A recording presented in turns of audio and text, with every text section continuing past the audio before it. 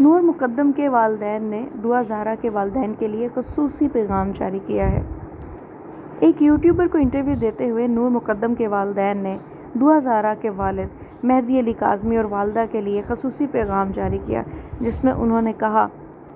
کہ ہماری دعا ہے کہ دعا زہرا اپنے والدین کو جلد از جلد مل جائے۔ ان کا کہنا تھا کہ بیٹی سے بچھڑنے کا دکھ والدین کے لیے بہت بڑا ہوتا ہے، اسی لیے ہماری دعا ہے کہ کسی والدین کی بیٹی ان سے نہ بچھڑے۔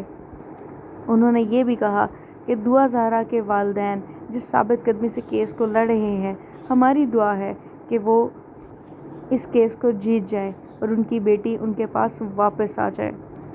ان کا کہنا تھا کہ ہم نے اپنی بیٹی کھوئی ہے، ہم نہیں چاہتے کہ کوئی اور والدین اپنی بیٹی اب کھوئیں۔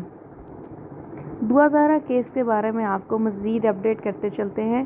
کل دعا زہرا کیس میں سپریم کورٹ میں سماعت ہونی تھی، یعنی کہ 23 جون کو سپریم کورٹ میں سماعت ہونی تھی، اور اس سماعت کو ڈسمس کر دیا گیا ہے سپریم کورٹ کی جانب سے، اور انہوں نے کہا ہے کہ بچی کا میڈیکل دوبارہ کروایا جائے ایج کا تعین لگانے کے لیے، اور اگر بچی کی ایج 16-17 سال آتی ہے تو اس کا مطلب ہے کہ اس نے نکاح اپنی مرضی سے کیا ہے اور اس کو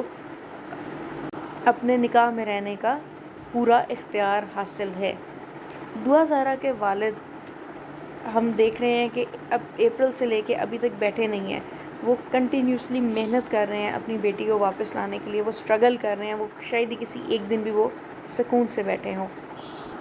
یہاں پہ یہ بھی بتاتے چلے کہ ریسنٹلی سوشل ایکٹیوسٹ جبران ناصر نے فری آف کاسٹ دعا زہرا کا کیس پٹ آن کیا ہے، اور دعا زہرا کے والد مہدی علی کاظمی کے ساتھ اب اس کیس کو لے کر چل رہے ہیں۔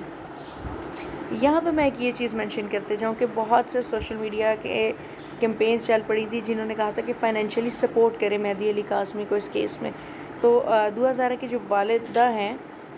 انہوں نے یہ اپنا ٹوٹل موقف جو ہے وہ کلیئر کیا تھا کہ ہمیں کوئی فائنینشیل سپورٹ نہیں چاہیے، ہمیں صرف مورل سپورٹ چاہیے آپ لوگوں کی، اور صرف وہ دیں آپ ہم لوگوں کو۔ ان کا کہنا تھا کہ فائنینشیل اسسٹنس کی کسی طرح ہمیں فی الحال ضرورت نہیں ہے۔